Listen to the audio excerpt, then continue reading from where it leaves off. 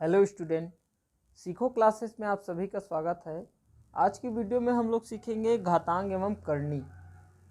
घातांक एवं करनी बहुत ही इंटरेस्टिंग चैप्टर है। इससे एग्ज़ाम हॉल में कम से कम 2 से 3 क्वेश्चन मिल ही जाते हैं। सबसे पहले हम लोग सीखते हैं करनी के नियम। मान के चलिए कोई वेरिएबल चर राशि है a, जिसका करनी है n, है ना, n करनी a। इस तरह से हो तो क्या हो जाता है, a का घात 1/n हो जाता है। ठीक है। इसी तरह से यदि हम अंकों को इसमें रख के देखें, जैसे कि मान के चलिए करनी में 2 है और यहाँ पे 3 है, तो इसका वैल्यू a का घात 1/, कितना हो जाएगा, 2 हो जाएगा। इसी तरह से यदि करनी में 3 है और अंक अंदर में 4 है, तो इसको क्या लिखेंगे, 4 का घात 1/3 लिखेंगे, है ना। यानी कि n जो है क्या हो जा रहा है, बटे में चला जा रहा है ना। यहाँ पे देखिए। इसी तरह से एक और एग्जांपल ले लेते हैं। मान के चलिए करनी में 5 हो और अंदर में अंक जो है 7 हो, तो वो क्या हो जाएगा, 7 का घात 1/5। इस तरह से वो बदल जाएगा। इस तरह से ये करनी का नियम है ना। जो इस रूप में हो उसको इस तरह से लिख सकते हैं। और 1/2 है तो इसको हम क्या लिख सकते हैं, 3 करनी 2 भी लिख सकते हैं, क्योंकि घात 2 को करनी को लिखा नहीं जाता है ना। अब हम लोग पढ़ते हैं घातांक के नियम। पहला जो नियम है वो है a का घात m इंटू a का घात n हो तो घात आपस में जुड़ के m प्लस n हो जाता है। ये आप लोग 8वीं में 9वीं में पढ़े होंगे। बहुत सिंपल है, समझाने में भी बहुत आसान है। एक एग्जांपल लेते हैं। जैसे 2 का घात 3 गुणित 2 का घात 5 हो तो घात आपस में जुड़ जाते हैं, तो 2 का घात 3 धन 5 हो जाएगा, है ना। और वो जुड़ के 2 का घात कितना आ जाएगा, 8 आ जाएगा। यानी कि ये लग रहा है a का घात m इंटू a का घात n हो तो a का घात m प्लस n हो जाता है ना। जुड़ के 2 का घात 8, बहुत बेसिक फॉर्मूला है। उसके बाद यदि a का घात m बटे a का घात n हो तो घात जो है आपस में घट जाते हैं, m माइनस n हो जाता है। यानी कि इंटू हो तो घात जो है जुड़ जाएगा और यदि भाग हो तो घात जो है घट जाएगा। उदाहरण से देखिए, 2 का घात 5 हो, एक एग्जांपल लेते हैं। 2 का घात 5 हो बटे 2 का घात 3 हो तो क्या हो जाएगा, 2 का घात 5 माइनस 3 हो जाएगा और वो 2 का घात 2 आ जाएगा। यानी कि घात जो है क्या हो जाएंगे, आपस में घट जाएंगे। तो ये सेकेंड फार्मूला है।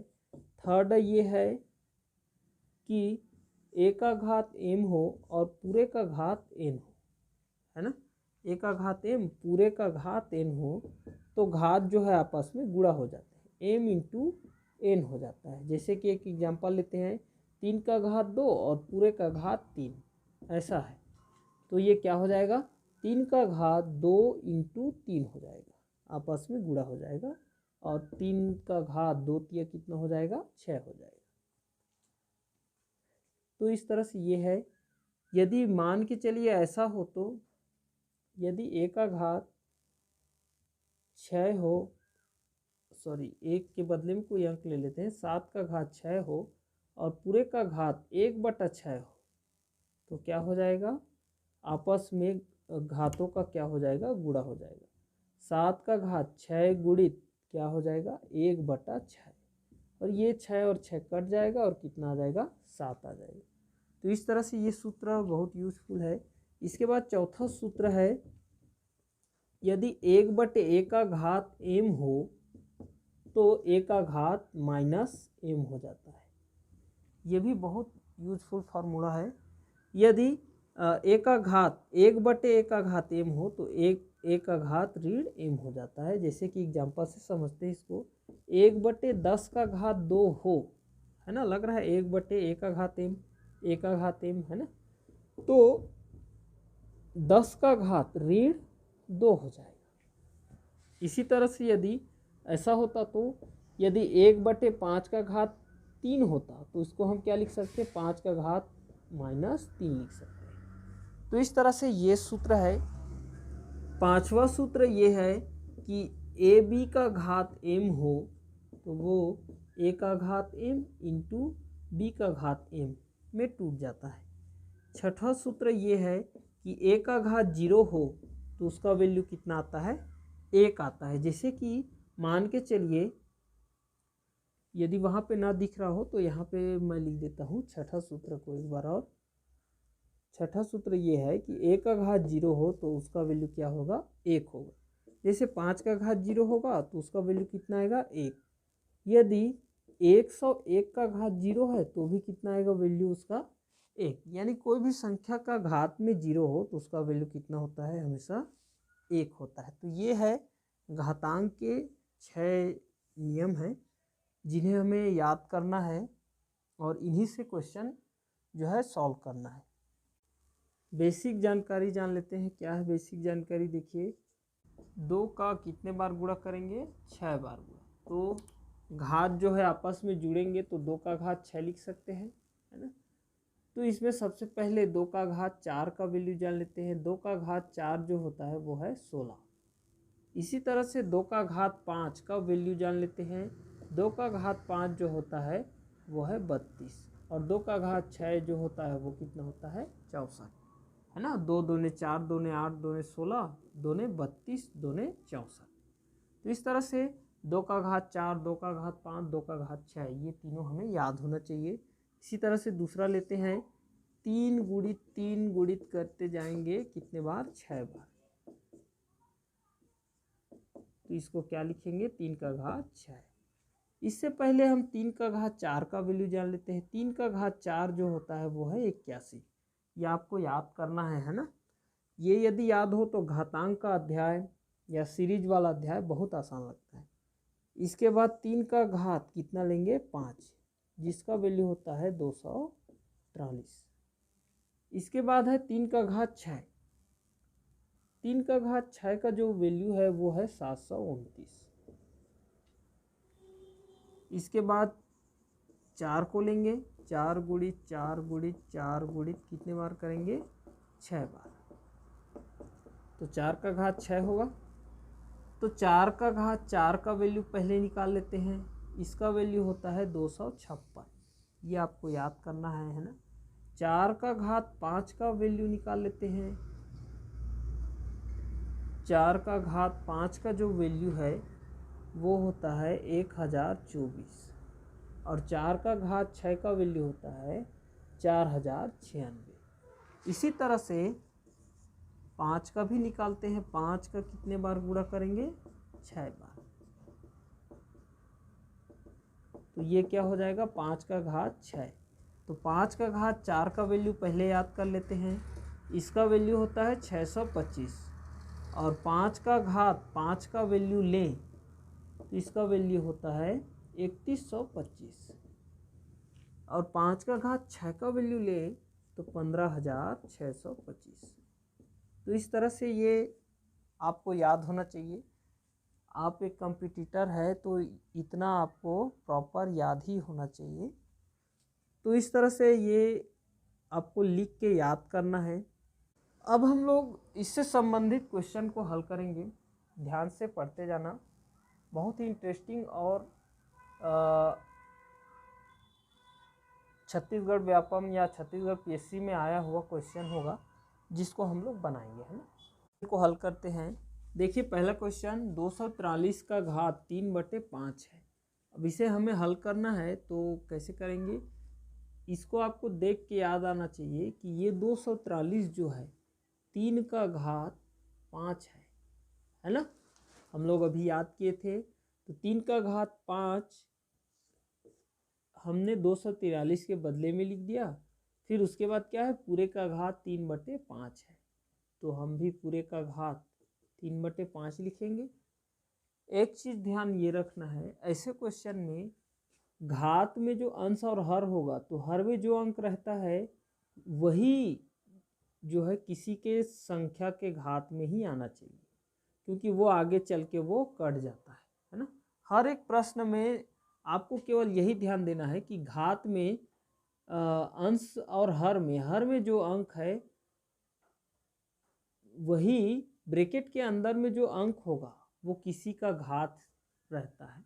यानी कि जितने का अंश और हर में जो अंक रहेगा, हमने एक सूत्र पढ़ा है, वो क्या है, चूंकि करके मैं यहाँ पे लिख देता हूँ। देखिए, ए का घात m और पूरे का घात n, ऐसे लग रहा है।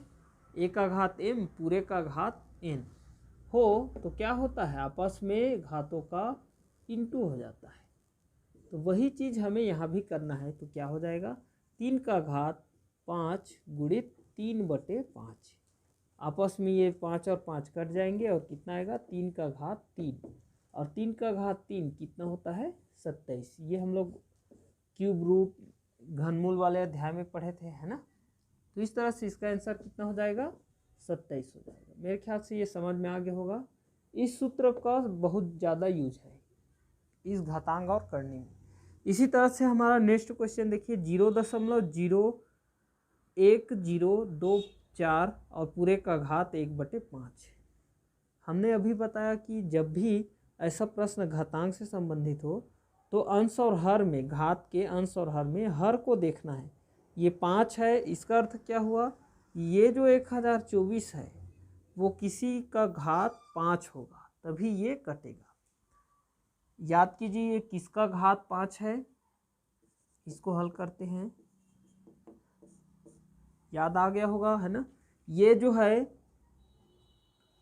4 का घात 5 होता है। हम लोग याद किए थे 4 का घात 4 256 और 4 का घात 5 1024।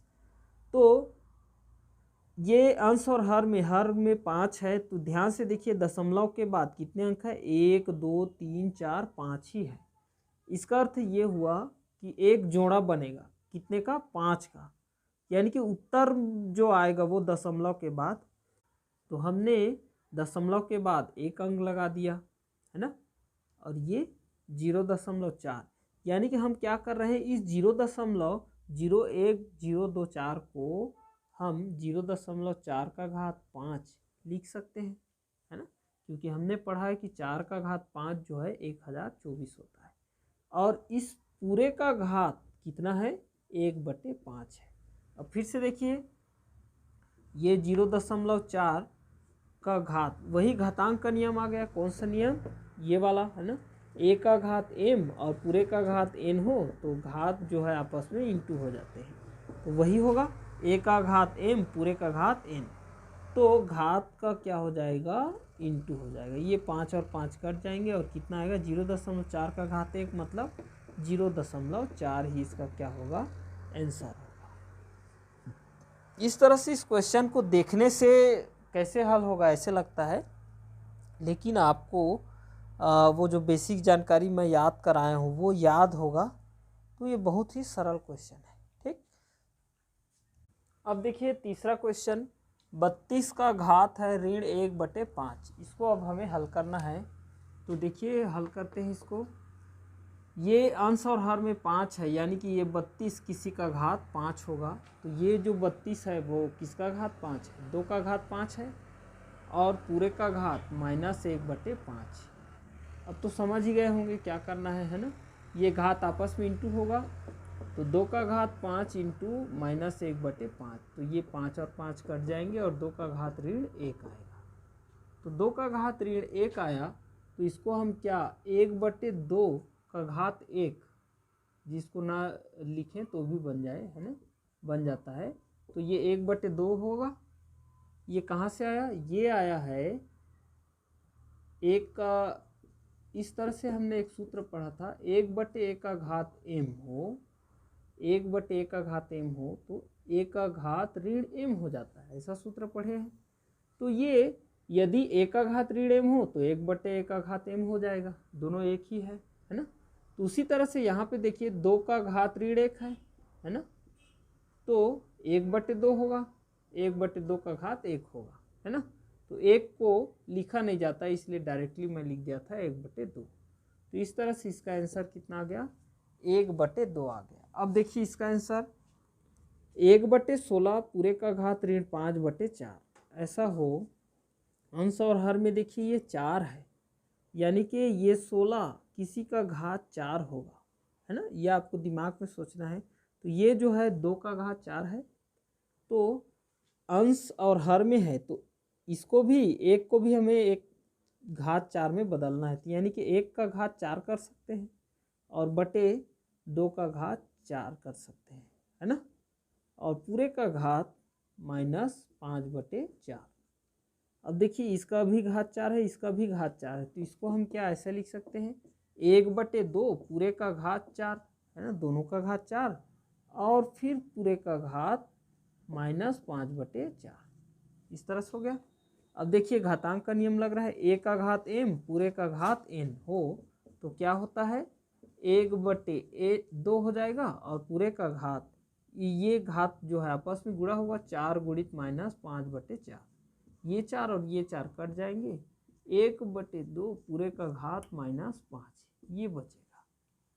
अब हमें इसको यदि हल करना है तो इस सूत्र से आप हल कर सकते हो, a का घात ऋण m हो तो वो 1/a का घात m हो जाता है, यानी कि ये लग रहा है 1/2 क्या है, a है और घात ऋण m ऋण 5 है, तो उसका क्या करेंगे, बटे करेंगे, 1/2 का घात 5 ऐसे आ जाएगा यदि इस सूत्र से देखिए, है ना।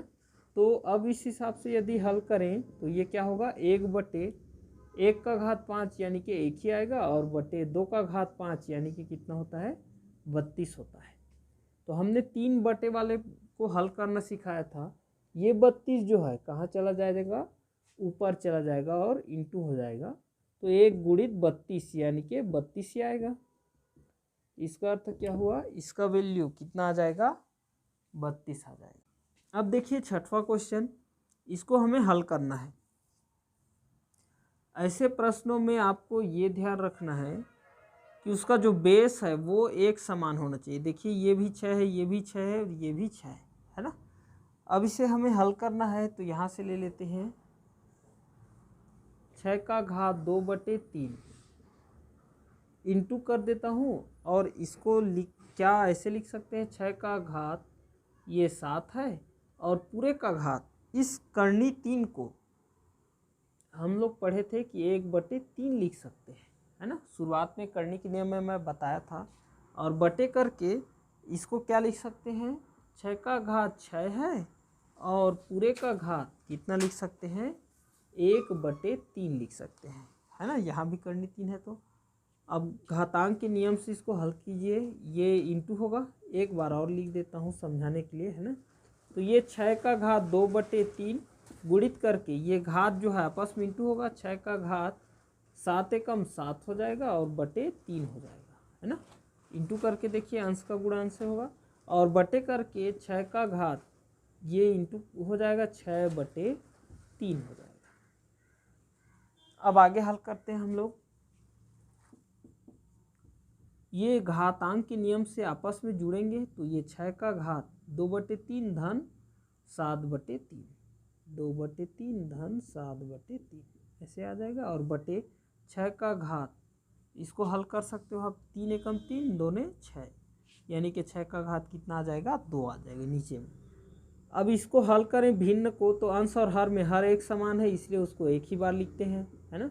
तो ये 6 का घात 2 धन 7, धन है तो जुड़ेगा और बटे करके 3 और पूरे का बटा 6 का घात 2, ये 7 2 कितना हो जाएगा, 9 हो जाएगा।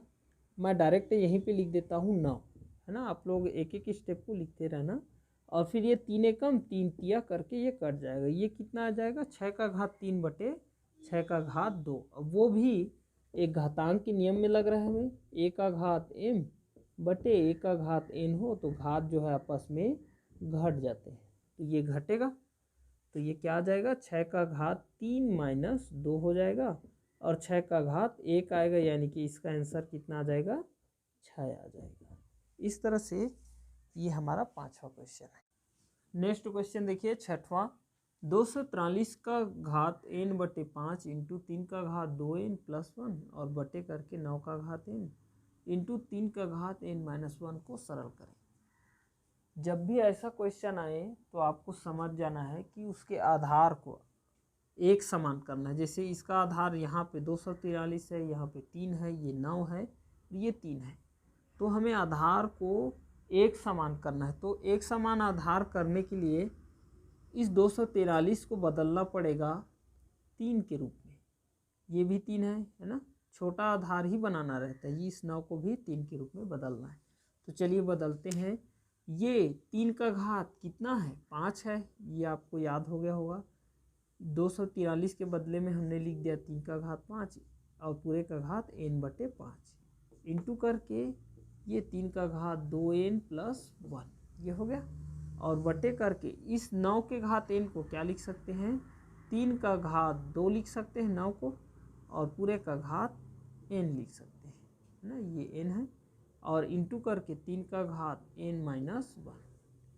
अब क्या करेंगे, यहीं पे मैं काट देता हूँ इस 5 और इस 5 को, ये कैंसिल हो जाएगा, ये 3 का घात n बनेगा और ये आपस में इंटू होगा तो 2n हो जाएगा, है ना। अब हमें या तो इस तरह से बटे के फॉर्म में हल कीजिए या इस तरह से इंटू के फॉर्म में हल कीजिए। अब ध्यान से देखिए, a का घात n इंटू a का घात m ऐसा हो तो वो घात आपस में जुड़ जाता है ना। तो वही काम करते हैं, घातों को आपस में जोड़ देते हैं। तो 3 का घात n+2n+1 ऐसे आ जाएगा, है ना। ये लग रहा है a का घात m इंटू a का घात n हो तो घात आपस में जुड़ जाते हैं, m+n हो गया, है ना। बटे करेंगे, ये बटा है तो बटे, और उसके बाद इसको भी हल करेंगे।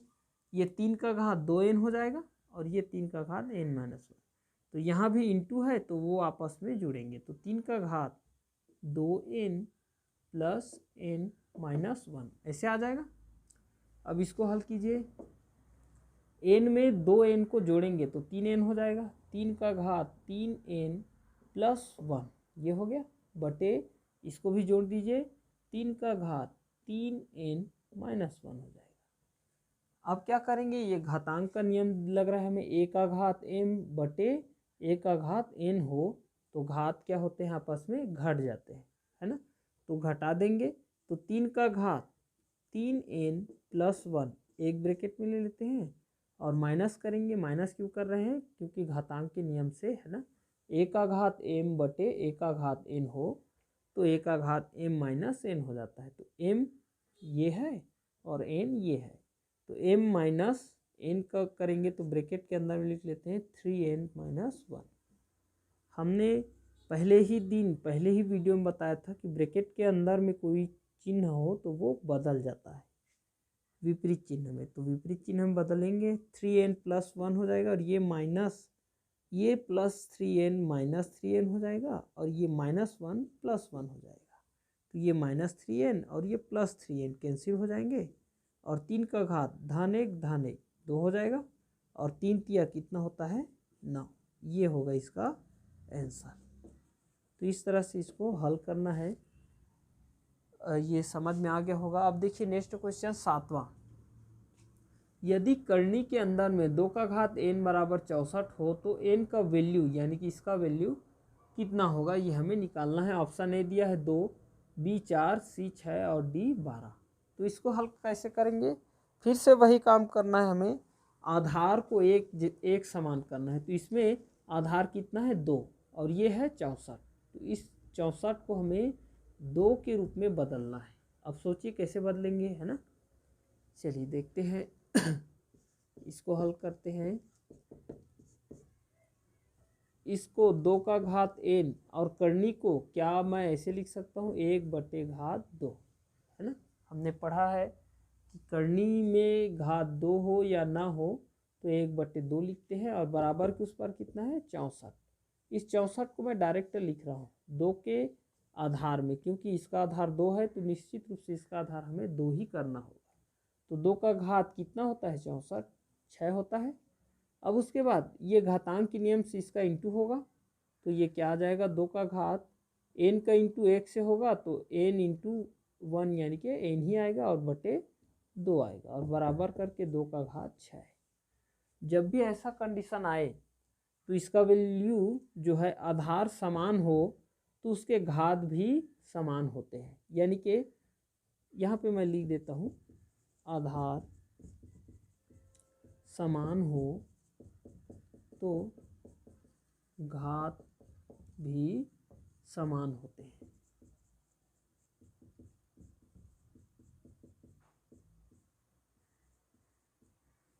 यानी कि एक दूसरे के बराबर होते हैं, यानी कि ये दो आधार एक समान है तो उसके घात जो है आपस में बराबर होंगे, यानी कि n/2 बराबर कितना होगा, 6 होगा।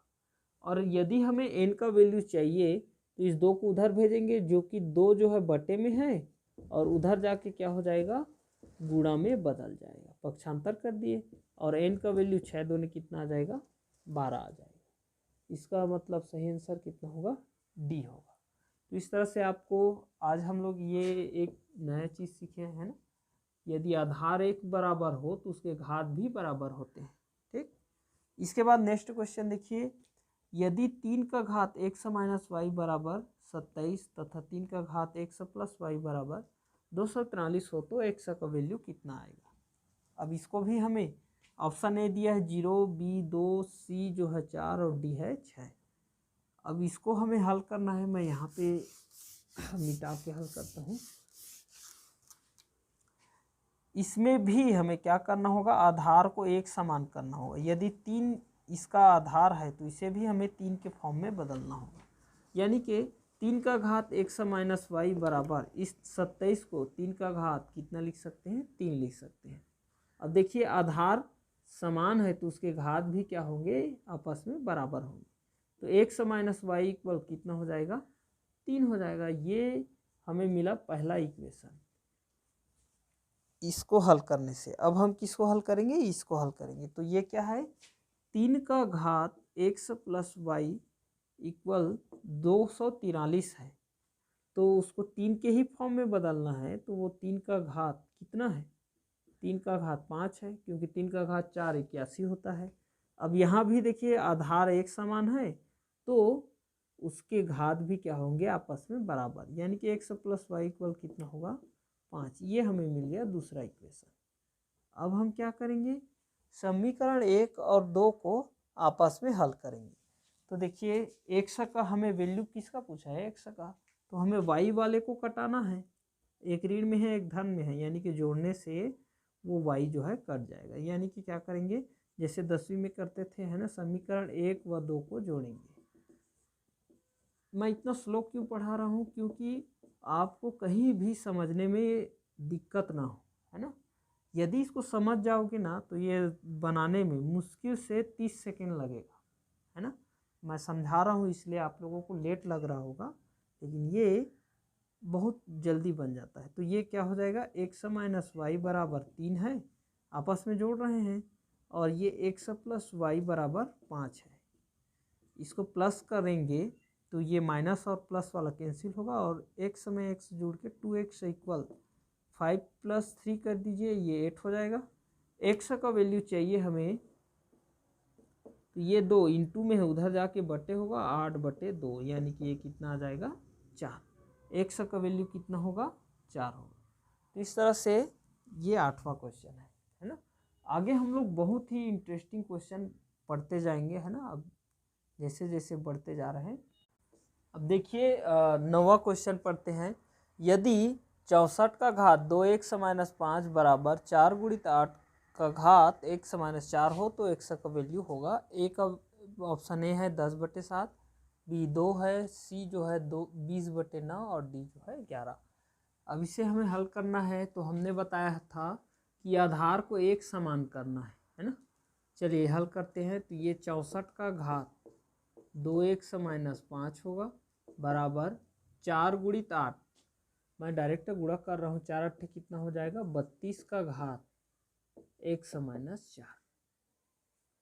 अब इन दोनों को देखिए, हम इसको छोटे से छोटे आधार के रूप में बदलना है। तो इस 64 और इस 32 का आधार यदि देखें तो ये 2 का घात 5 है और ये 2 का घात 6 है। उसी रूप में मैं बदल देता हूँ, 2 का घात 6 x माइनस ये करेंगे, और इसको 2 का घात 5 और पूरे का घात x माइनस 4। ऐसे होगा। अब घातांक के नियम से 1 का घात m पूरे का घात n हो तो आपस में गुणा हो जाएगा, तो मैं डायरेक्ट गुणा कर रहा हूँ, है ना। तो ये 2 का घात 6 दूने 12x होगा, और ये 6 ऋण का गुणा होगा तो ऋण ही आएगा, और 6 पंचे 30। क्या किया हूँ समझे हो ना, आपस में इसका इंटू किया हूँ, तो इसको यदि ब्रैकेट में लूँ तो दोनों के साथ गुणा होगा इस 6 का, बराबर करके यहाँ भी इस 5 का गुणा इन दोनों में कीजिए, 5 इंटू एक्स 5x होगा, और माइनस का माइनस आ जाएगा, और 5 चौक 20 हो जाएगा। अब देखिए दोनों में आधार एक समान है तो उसके घात भी क्या होंगे, बराबर होंगे। यहाँ पे आप उसको लिख लेना, तो मैं डायरेक्ट लिख रहा हूँ 12x माइनस 30 बराबर कितना होगा, 5x माइनस 20 हो जाएगा। हमें वैल्यू x का चाहिए तो इसको इधर ले आते हैं और इस माइनस 30 को उधर भेज देते हैं, यानी कि पक्षांतर करेंगे तो 12x ये धन 5x इधर आके ऋण 5x पहले से वहाँ, और ये ऋण 30 जो है उधर जाके धन 30 हो जाएगा, पहले से वहाँ पे ऋण 20 स्थित है। 12x में 5x को हल करेंगे तो 7x आएगा, घटाएंगे तो, और 30 में 20 को घटाएंगे तो ये कितना आएगा 10, और x का वैल्यू हमें चाहिए तो ये 7 इंटू में है, उधर जा क्या हो जाएगा, बटे हो जाएगा, तो 10/7 इसका क्या आएगा, वैल्यू आएगा। तो x का वैल्यू कितना आ जाएगा, 10/7 आ जाएगा। तो इस तरह से आपको इसे हल करना है। अब हम लोग नेक्स्ट क्वेश्चन देखते हैं 10वां। चलिए हम लोग इसको हल करते हैं। इसको घातांक के नियम से हल करें तो x का घात a बटे x का घात b हो, है ना, तो घात आपस में घट जाते हैं, यदि बटे के फॉर्म में हो तो घात आपस में घट जाते हैं, तो मैं डायरेक्ट घटाते जा रहा हूँ, तो x का घात क्या हो जाएगा, a माइनस बी हो जाएगा, और पूरे का घात कितना है, a प्लस बी है, हो गया। इंटू करेंगे, यहाँ भी वही होगा, x का घात m माइनस एन हो, m हो और n हो बटे के रूप में, तो वो क्या हो जाता है, माइनस हो जाता है, तो b माइनस सी हो जाएगा, और पूरे का घात b प्लस सी है।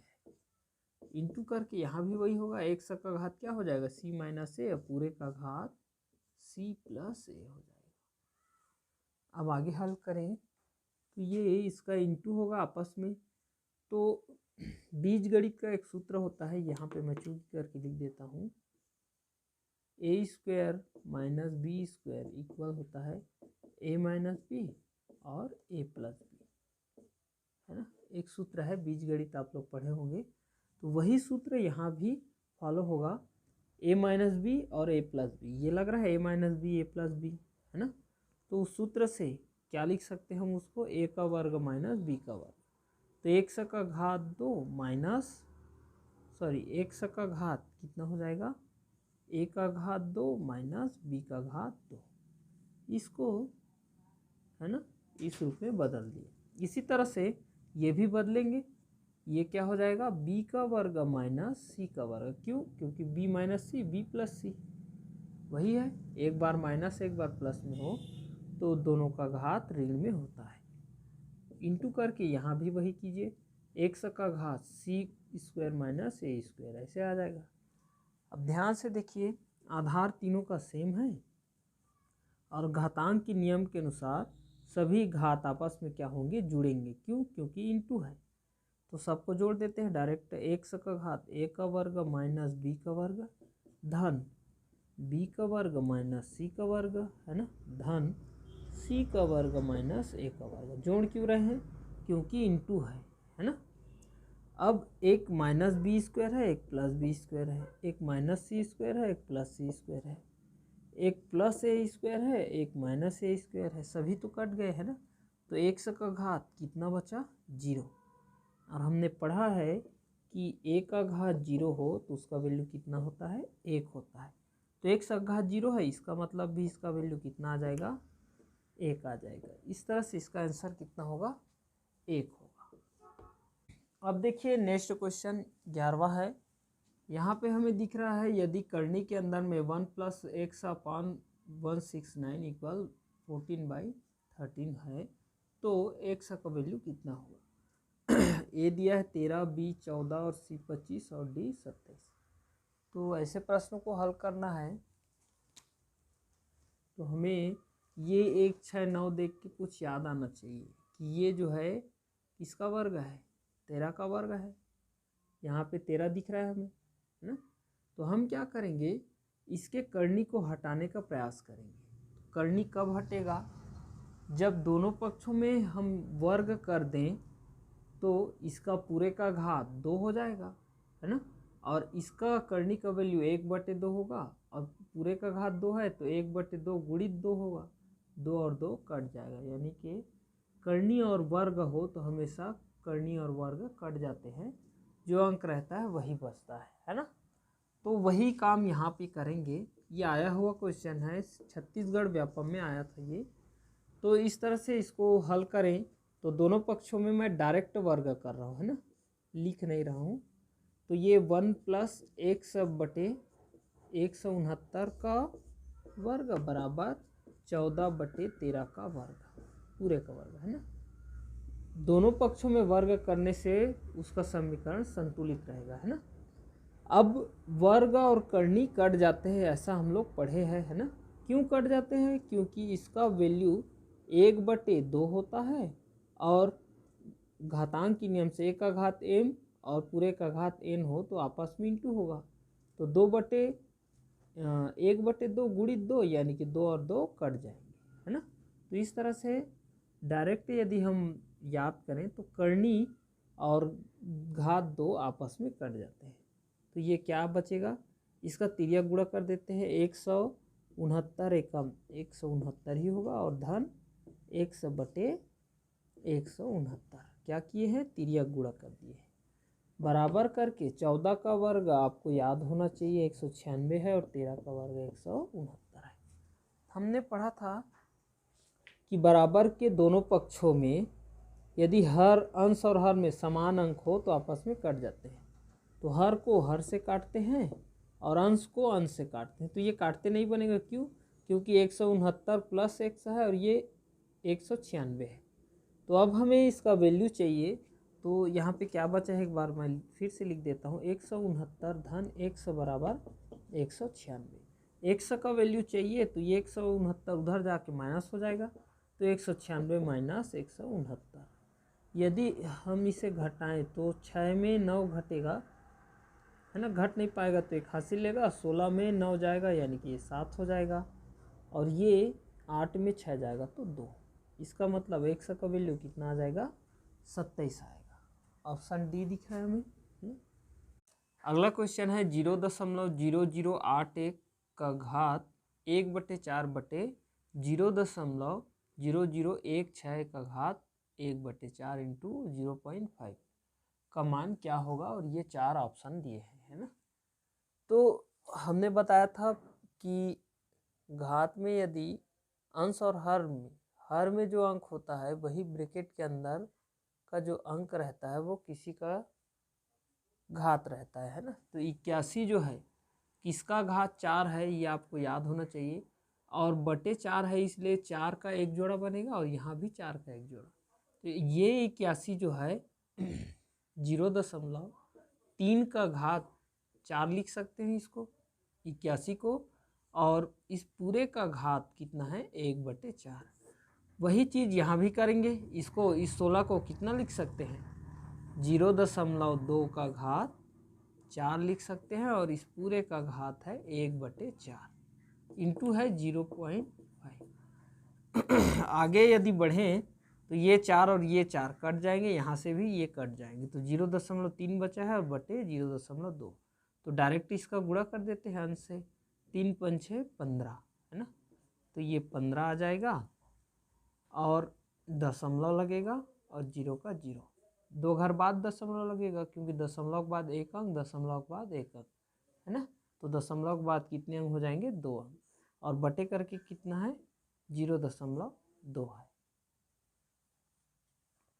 अब आगे हमें हल करना है तो इसको भाग देंगे,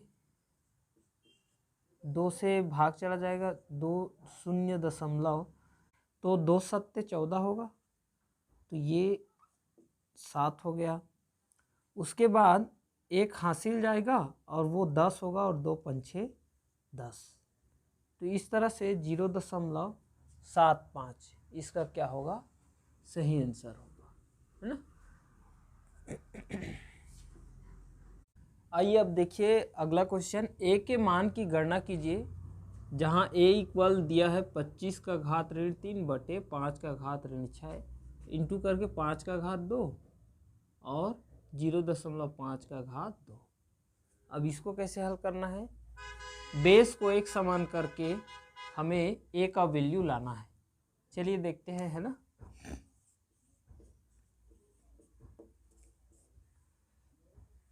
इस 25 को हम 5 के रूप में कन्वर्ट करेंगे, तो मैं डायरेक्ट कन्वर्ट करता हूँ।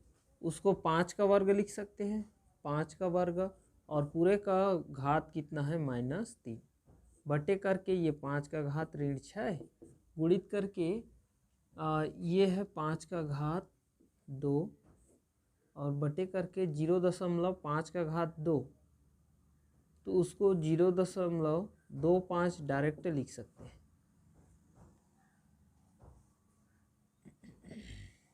अब आगे क्या करेंगे, इसको इंटू कर देते हैं, यहीं से लिख देता हूँ मैं। ये 5 का घात ऋण 6 हो जाएगा, 3 दूने 6 ऋण का ऋण, और ये बटे करके 5 का घात ऋण 6 ये हो गया, और इंटू करके ये 5 का घात 2 मतलब ये 25 है, बटे करके इसको भी दशमलव में है उसको सरल भिन्न में बदल दीजिए। तो ये 25 बटे दशमलव के बाद 2 अंक है इसलिए 2 जीरो लग जाएगा। अब यहाँ से ये कट रहा है, दिख रहा है -5 का घात ऋण 6, 5 का घात ऋण 6 कट जाएगा। और यहाँ से एक बार इसको 3 बटा वाले कंडीशन में है इसलिए इसको ऊपर यदि भेज दें तो ये क्या हो जाएगा, 25 गुणित 100 हो जाएगा और बटे कितना आ जाएगा 25। यहाँ से ये और ये कट जाएंगे और कितना बचेगा 100 बचेगा, यानी कि a इक्वल कितना मिलेगा हमें 100 के फॉर्म में हमें उत्तर नहीं दिख रहा है, लेकिन 10 का घात 2 हमें दिख रहा है जो कि 100 को हम लिख सकते हैं, इसलिए इसका सही आंसर क्या होगा, डी होगा। नेक्स्ट क्वेश्चन देखो, 3 करनी 10,648 इंटू 3 करनी करके 5,832 का मान क्या होगा। 4 ऑप्शन दिए हैं, इनमें से कोई एक है ना। तो इसको हल कैसे करेंगे, हमें ये पहचानना होगा कि ये जो अंक दिए हैं वो किसका घन है। तो हम लोग घनमूल वाले वैदिक गणित अध्याय में बताया था कि किसी अंक को कैसे पहचाने कि वो किसका घन है। तो यहीं पे मैं इसको हल कर रहा हूँ। घन पहचानने के लिए क्या करते थे, पीछे का 3 अंक लेते थे और इस तरह से क्रॉस करते थे। यदि इकाई में 2 हो तो क्या आता था, 8 आता था, और 3 हो तो 7 आता था। और ये 5 है तो 2 का घन 8 उससे अधिक हो जाएगा, तो इसका निकटतम घन जो है 1 का घन लेंगे, है ना। क्यों, क्योंकि 2 का घात 3 8 5 से अधिक हो जाएगा। इसका अर्थ क्या हुआ, यहाँ पे कितना आएगा 18। उसी तरह से यहाँ भी पीछे का 3 अंक लेंगे, यदि 8 है इकाई में तो क्या आएगा 2। यहाँ पे देखिए 2 का घात 3 8 होता है, निकटतम घन ले तो, और 3 का घात 3 27 उससे अधिक हो गया, यानी कि 2 वाला होगा। इसका अर्थ ये हुआ कि ये 22 का घन है ना, 10,648। तो इसके वैल्यू के बदले में अब क्या लिखेंगे, 22 गुणित 18 लिखेंगे, है ना। आप इसको वैदिक गणित वाला गुणा जो पढ़े हैं उससे कर सकते हो। 2 अट्ठे ये 16 हो जाएगा और 2 एकम 2, ये 2 एकम 2 है ना, और 2 अट्ठे 16। तो 16 में 2 को जोड़ देंगे तो कितना हो जाएगा 18, और इस तरह से इसको ऐड कर देंगे, ये 396 आ गया, है ना। इसका अर्थ क्या हुआ, इसका सही आंसर क्या होगा, A 396। ये जो क्वेश्चन मैं आप लोगों को बता रहा हूँ ये पिछले प्रीवियस एग्जाम में आया हुआ है छत्तीसगढ़ व्यापम में, है ना, इसलिए बहुत ही अच्छा क्वेश्चन है जिसको सिलेक्ट करके मैं आप लोगों को बता रहा हूँ, ध्यान से पढ़ना। अब हम लोग नेक्स्ट क्वेश्चन देखते हैं, बहुत ही इम्पोर्टेंट क्वेश्चन है, ऐसा क्वेश्चन बार बार रिपीट हुआ है ना। ये यदि आप वैदिक गणित को पढ़े होंगे, मैं शायद दूसरा वीडियो था उसको यदि अच्छे से पढ़े होंगे तो ये अच्छे से बन पाएगा, है ना। चलिए अब हम लोग इसको हल करते हैं। इसमें एक बार मैं लिख देता हूँ क्वेश्चन को। 1,37,641 का घात 1/2 गुणित 2197 का घात 1/3 गुणित 0.01 का घात 2। अब इसे हमें यह हल करना है, तो ये अंश और हर में 2 है यानी कि ये किसी का वर्ग है, 3 है यानी कि ये किसी का घन है, उसको पहचानना है। तो मैं नोट्स तो बना नहीं रहा हूँ, जो स्टेप बाय स्टेप लिखता है ना, आप लोग लिखते रहना स्टेप बाय स्टेप। इसमें हमें पहचानना है कि ये किसका वर्ग है। तो हम क्या करते थे, इकाई से 2 अंक लेते थे और इस तरह से क्रॉस करते थे। इकाई में 1 है तो 1 ही आएगा, क्योंकि 1 का वर्ग 1 ही होता है। और 1 में कितना जोड़े कि 10 हो जाए, 9 जोड़ेंगे, है ना। अब 1376 का हमें निकटतम वर्ग जानना है। तो 35 का वर्ग हम लोग याद किए थे 1225 होता है। उससे कम लग रहा है, बहुत कम लग रहा है, शायद 37 के आसपास हो, इसलिए एक बार चेक करते हैं। 7 सत्ते 49 होगा और 3 तिया 9, 7 21 और 21 दूने 42, और इस तरह से ऐड कर देंगे, है ना। वैदिक गणित पढ़े होंगे आप लोग। 9 4 ये 1369 उसके आसपास लग रहा है ना निकटतम। इसका अर्थ ये हुआ कि ये जो अंक है या तो वो 371 का वर्ग है या 379 का। तो हम लोग 371 को एक बार चेक कर लेते हैं कि इसका वर्ग है कि 389 का है, 379 का है ना। तो ये 1 से गुणा होगा तो वही आएगा। 7 से करेंगे तो 7 एकम 7 और 7 सत्ते 49 हासिल 4 है, 7 तिया 21, 21 में यदि 4 जोड़ दें तो ये 25 हो जाएगा। 3 एकम 3 होगा, 3 सत्ते 21 हासिल 2, 3 तिया 9 और 2 11। इस तरह से यदि जोड़ें तो ये हासिल 1 जाएगा और 16 का 6 हासिल 1, फिर ये 7, फिर ये 3 और ये 1, सॉरी ये 7 7 14 होगा, है ना। तो ये 4 होगा। इसका अर्थ ये हुआ कि ये जो है 371 का वर्ग है। अब उसी तरह से 2197 ये किसका वर्ग है, ये हमें निकालना हो तो ये शायद मैं याद कराया था, है ना, कि ये जो है 13 का घन है। 13 का घन है, क्योंकि आप चेक भी कर सकते हो इस तरह से, इकाई में 7 है तो ये 3 आएगा और इसका निकटतम घन ले तो 1 आएगा, तो ये 13 होगा। और गुणित करके कितना है, 0.001 है। तो हमने क्या जो मिला है उसको लिख लेते हैं। इसके बदले में हम कितना लिख सकते हैं, 371 का वर्ग लिखेंगे और वर्ग और ये घात 2 कट जाएगा, तो यानी कि यहाँ पे 371 आएगा। गुणित है चिन्ह में तो गुणित लेंगे। यहाँ पे ये 13 का घन है, 13 का घात 3 करेंगे और वो 3 और ये 3 कट जाएगा, यहाँ पे 13 आ जाएगा। इंटू करके 0.001 का वर्ग है, यानी कि उसका 2 बार गुणा, तो 0.01 गुणित 0.01। इस तरह से एक बार समझाने के लिए गुणा कर देता हूँ। 13 का पहाड़ा पढ़ते हैं एक बार, 13 एकम 13 हासिल कितना है 1, 13 सत्ते 91 और 1 92 का 2 हासिल कितना होगा 9, 13 तिया 39 और 9 48 हो जाएगा। और इंटू करके दशमलव के बाद 1 का गुणा 1 से होगा, 1 एकम 1 आएगा, ये तो क्लियर है। दशमलव के बाद 2 अंक है, यहाँ भी 2 अंक है तो 4 अंक हो जा रहा है। तो दशमलव के बाद 4 अंक करने के लिए 1 से पहले 3 जीरो लेना पड़ेगा, इस तरह से होगा। और 1 से यदि इंटू है तो वही आएगा, है ना, 4 8 2 3 आएगा। लेकिन दशमलव के बाद कितने अंक है, 4 अंक है, यानी कि दशमलव के बाद यहाँ भी कितने अंक आएंगे, 4 अंक आएंगे। तो 0.4823 इसका सही आंसर होगा, यानी कि ऑप्शन सी दिख रहा है हमें सही होगा, है ना।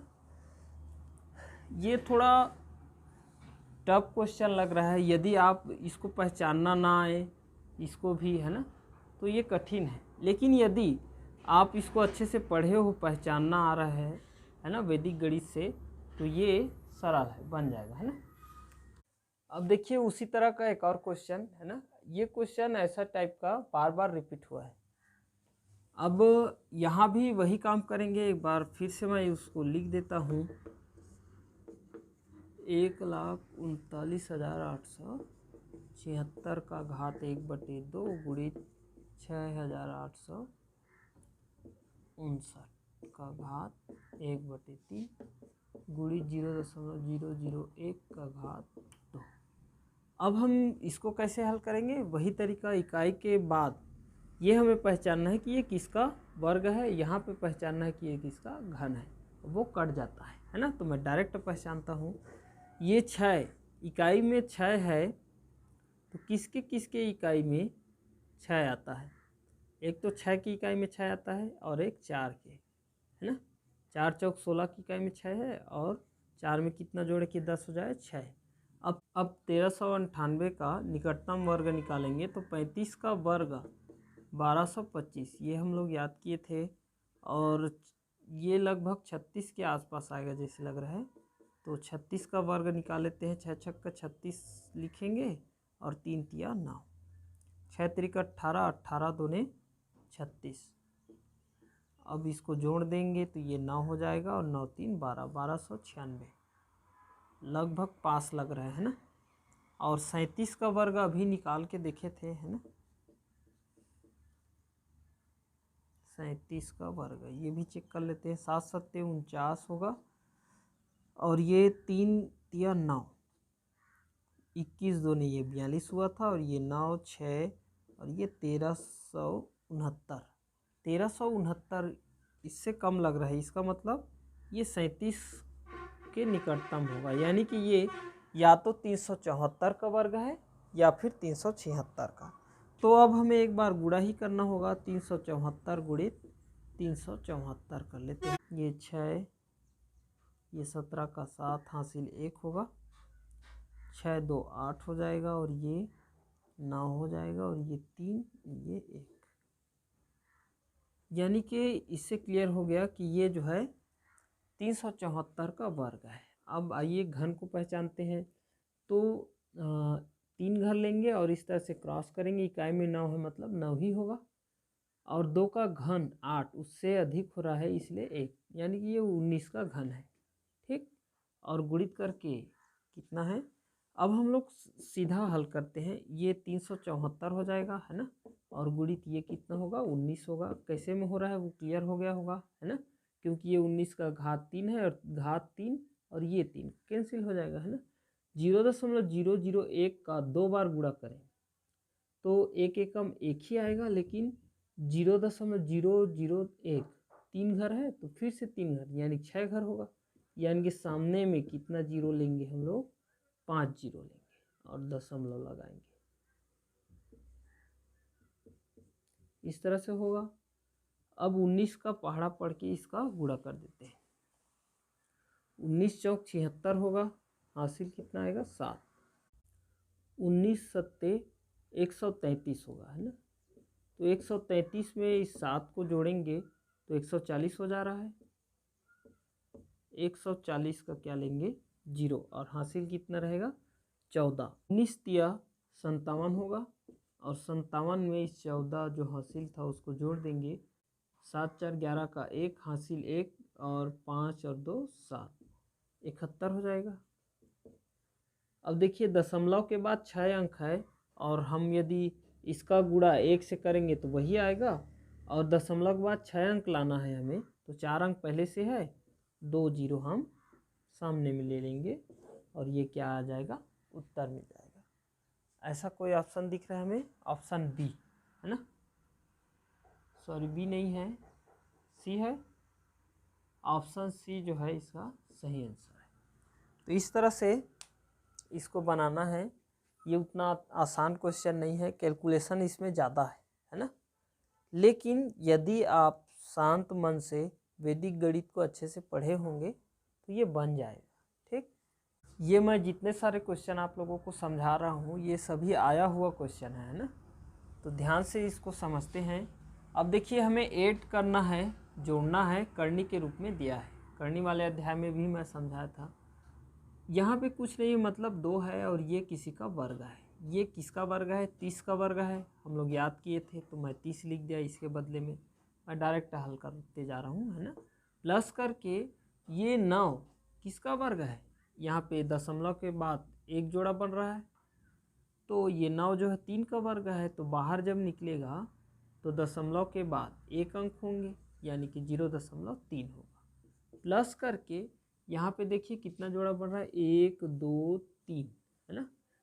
जब वर्ग में कितने का जोड़ा लेते हैं? 2 का एक जोड़ा लेते हैं, है ना, और घन में 3 का एक जोड़ा, तो यहाँ पे दशमलव के बाद कितने अंक आएंगे? 3 अंक आएंगे। और 9 किसका वर्ग है?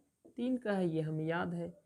तो दशमलव के बाद 3 अंक लेना है तो सामने में 2 जीरो ले लेंगे इस तरह से, और इन सबको ऐड कर देंगे। तो ऐड करना हमने दशमलव वाले अध्याय में बताया था। इस तरह से आप लिख सकते हो, 30.00 कर सकते हो, है ना, इसको। और इसको क्या करेंगे? दशमलव के सीध में दशमलव, फिर 3, ये 0, फिर से वही दशमलव के सीध में दशमलव, फिर उस पार 0 0 3 और यहाँ पे 0, और इसको क्या कर देंगे? ऐड। इकाई से ऐड करते जाइए, ये 3 होगा, ये 0 होगा, ये 3 होगा, है ना, और ये दशमलव लगेगा, और ये 0 और ये 3। इस तरह से इसका क्या निकल आएगा आंसर? तो 30.303, ऐसा कौन सा दिख रहा है हमें? 303, ये डी वाला दिख रहा है। तो ये इसका सही आंसर क्या होगा? डी होगा। ठीक। अब देखिए नेक्स्ट क्वेश्चन, यदि √15 = 3.88 हो तो करनी 5/3 का वैल्यू कितना होगा? और ऑप्शन ए दिया है, बी, इस तरह से 4 ऑप्शन है। अब इसको कैसे बनाएंगे? अब ध्यान दीजिए, करनी 15 का वैल्यू इतना दिया है, तो इसको हमें जो जिसका वैल्यू चाहिए, इसको हमें किस रूप में बदलना होगा? इस 15 के रूप में इसे बदलना होगा। तो इसको हल करते हैं, ध्यान से समझिए। ये हमें दे दिया है कि करनी 15 का वैल्यू कितना लेना है? 3.88 लेना है, और वैल्यू निकालना हमें किसका है? करनी 5/3 का वैल्यू। तो हम ऐसा क्या करें कि ये करनी 15 बन जाए, ये जो है ना, तो इसमें अंश और हर में 3 का गुणा कर दें। करनी 3 का गुणा है ना, अंदर में कर रहे हैं इसलिए करनी 3/करनी 3 लें तो वो कट के एक ही हो जाएगा, है ना, यानी कि वो संतुलित रहा। तो 5 तिया कितना आ जाएगा? अंदर में उसका हम लोग गुणा कर देते हैं, ये 15 आ जाएगा, और बटे 3 तिया 9, है ना। तो इसको और समझाने के लिए अच्छे से, ये ऊपर में करनी 15 लिख देता हूँ और बटे करनी 9 लिख देता हूँ, है ना। दोनों में है, उसको एक एक में कर दिया। इतना तो क्लियर हो गया होगा। करनी 15 के बदले में वैल्यू हमें दिया है कितना? 3.88, उसको लिख लिए, बटे करेंगे करनी 9। करनी 9 जो है, 9 जो है 3 का वर्ग है, तो 3 जो है यहाँ से उभयनिष्ठ होगा, जोड़ा बन रहा है, इसलिए ये 3। अब 3 से इसको क्या करेंगे? भाग देंगे। एक बार में जाएगा, 3 एकम 3, दशमलव लगेगा, ये 8 के लिए 3 दूने 6 होगा, अब 2 हासिल लेगा वो, तो वो 28 हो गया, और 3 निया 27, है ना, यानी कि 1.29। कौन सा दिख रहा है हमें? Option D. तो इस तरह से ये बहुत ही आसान है। हमने क्या किया, इसी को ध्यान रखना है ना। क्यों किया? क्योंकि अंश में करनी 15 हमें लाना था, उसका वैल्यू रखने के लिए। ठीक। अब देखिए अगला क्वेश्चन, व्यंजक करके इस तरह से हमें अंक दिए हैं और का मान होगा, और ये 4 ऑप्शन हैं जिनमें से कोई एक सही है। तो ऐसे प्रश्नों को देख के हमें घबराना नहीं है, है ना, उसको शांति से हल करना है। लेकिन हल करने से पहले आपके दिमाग में ये होना चाहिए कि बेस एक समान होना चाहिए। बेस यदि समान होगा तो घातांक के नियम लगा पाएंगे, है ना। जैसे यहाँ देखिए 2 है, ये 3 है, ये 5 है, और ये 6 है। अधिकतर बेस जब भी देखें तो छोटे बेस को देखना है, अब ये 2 है तो हमें नीचे में कहीं पे 2 लाना होगा, तभी तो इससे इसको हल कर पाएंगे, है ना। तो मैं तोड़ते जाता हूँ। देखिए ये 6 दिख रहा है और ये 6 दिख रहा है, यानी कि इसको हम वहाँ पे लिख सकते हैं। ठीक, अब इस 10 को इस 2 के रूप में तोड़ते हैं। 2 पंच 6 कर सकते हैं इसको। चलिए अब मैं तोड़ते जा रहा हूँ। इसको एक बार लिखते हैं 2 का घात m प्लस 3 इंटू, इसको भी लिख लेते हैं 3 का घात। इसको यदि तोड़ूंगा 2 पंच 6 10, तो ये 5 को पहले लिख रहा हूँ, है ना। किसी को आगे पीछे लिख सकते हैं, उसमें उसका वैल्यू चेंज नहीं होगा। 5 का घात m प्लस n प्लस 3 ये लिख दिया। और उसके बाद ये तो हमने तोड़ दिया, है ना, 2 पंच 6 के रूप में नीचे में तोड़ेंगे। अब ये 5 जो है 3 बच रहा है, तो इस 15 को तोड़ेंगे 3 पंच 6 के रूप में। 3 पंच 6 15, तो अब 3 को लिखते हैं 3 का घात 2m माइनस n इंटू करके क्या है 6 का घात n प्लस 1। हमने आगे पीछे बस बीच को बदला है, और इसलिए बदला है क्योंकि नीचे वाले को भी उसी के रूप में बदलेंगे। अब बटे करेंगे, इस 10 को इस 2 गुणित 5 के रूप में बदलेंगे, तो 2 का घात n प्लस 3 वही रहेगा, इंटू करके 5 का घात भी कितना रहेगा n प्लस 3 रहेगा, है ना। घातांक में एक सूत्र होता है क्या, कि a b का घात m हो तो वो a का घात m इंटू b का घात m ऐसे टूट जाता है, तो उसी रूप में तोड़े हैं, है ना। उस 10 को क्या किए हैं, a और b के रूप में तोड़ दिए हैं, और घात को 2 बार लिख दिए हैं m m, है ना, घात सेम है, और a b के रूप में हमने 2 पंचे करके तोड़ दिया। इसको 10 को तोड़ लिए, इंटू करके अब इस 15 को तोड़ देते हैं। 3 का घात ये कितना है m इंटू 3 पंचे होगा, तो ये 5 का घात भी कितना रहेगा m। हमने इन दोनों को तोड़ दिया, अब बचा क्या है, गुणित करके 6 का घात m प्लस 1 बचा है। तो इस तरह से हमने सिद्ध में आधार को एक समान करने का प्रयास किया है। अब देखिए घातांक के भाग वाले नियम से, है ना, a का घात m बटे a का घात n हो तो घात आपस में घटते हैं, है ना। इस सूत्र को मिटा देता हूँ। तो इसको यदि घटाएंगे तो क्या होगा, 2 का घात m प्लस 3 पहले से है, और माइनस करके n, और ये धन 3 माइनस 3 हो जाएगा। मैं डायरेक्ट हल करते जा रहा हूँ, है ना। फिर इंटू करेंगे, इंटू क्यों, क्योंकि बीच में दोनों के इंटू है। अब 5 वाले को हल करते हैं, यहाँ भी घटेगा। 5 का घात m plus n plus 3 minus ये घटेगा n हो जाएगा, ये प्लस n, और प्लस 3 माइनस 3 हो जाएगा। ये दोनों भी हल हो गया। उसी तरह से इसको भी हल करेंगे, 3 वाले को इंटू लेंगे, क्यों, क्योंकि दोनों में इंटू है। 3 का घात 2m माइनस n, और ये माइनस m हो जाएगा, और फिर इंटू करके देखिए ये बटे में 5 का घात m बचा हुआ है, इसको ध्यान में रखना। अब इस 6 वाले को बदलेंगे, 6 का घात n प्लस 1 अंश में है, और माइनस करके ये वाला माइनस m माइनस 1 इस तरह से होगा, और पूरे का बटा कौन बचा हुआ है, 5 का घात m बचा हुआ है। अब जो कटेगा उसको काटते जाएंगे। यहाँ से 3 कट रहा है, यहाँ से n और 3 दोनों कट रहे हैं। यहाँ से देखिए क्या कुछ कट रहा है, क्या इसमें ये घट रहा है, यहाँ पे धन 1 और ऋण 1 ये कट रहा है।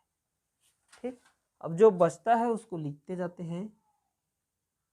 2 का घात m माइनस n यहाँ पे बचा, इंटू करके यहाँ पे 5 का घात m बचा हुआ है यहाँ पे, है ना, इंटू करके 3 का घात इस 2m में ऋण 1m घटेगा तो m ही बचेगा, m माइनस n हो जाएगा, और इंटू करके ये 6 का घात n माइनस m बचा है, 6 का घात n माइनस n, और पूरे का घात कितना बचा है, 5 का घात m बचा है। तो ये 5 का घात m 5 का घात m कट जाएगा। इसी तरह से एम माइनस एन, घात सेम दिख रहा है हमें, तो ये इन दोनों का आपस में क्या हो जाएगा, गुणा हो जाएगा। तो वो क्या आ जाएगा, 3 दूने 6 का घात एम माइनस एन हो जाएगा। ये दोनों को हल कर दिए, इंटू करके कितना है, 6 का घात एन माइनस एम है। फिर से घातांक के नियम से घात आपस में जुड़ जाएंगे। अब 6 का घात m minus n plus n minus m, ये देखिए आपस में ये सभी कट रहे हैं ना, minus n plus m minus m, और 6 का घात कितना बचेगा, 0, जिसका वैल्यू कितना होता है, 1 होता है। ऐसा हम लोग सूत्र में पढ़े थे कि a का घात 0 हो तो उसका वैल्यू 1 होगा, और ये कितना है, 6 का घात 0 तो उसका वैल्यू 1 होगा, है ना। थोड़ा लंबा जरूर लगा होगा, लेकिन यदि समझ गए होंगे तो ये सरल क्वेश्चन है ना। अब देखिए अगला क्वेश्चन, 243 का घात में इस तरह से है, और वैल्यू हमें पूछा है इनमें से कोई एक जो है, 4 ऑप्शन में से कोई एक होगा। तो हमें अब क्या करना होगा, एक तो ये 243 घातांक के नियम से लग रहा है, ए का घात एम इंटू ए का घात एन, तो घात आपस में जुड़ेंगे। तो चलिए हम लोग उसको डायरेक्ट जोड़ते हैं, इसको सॉल्व करते हैं।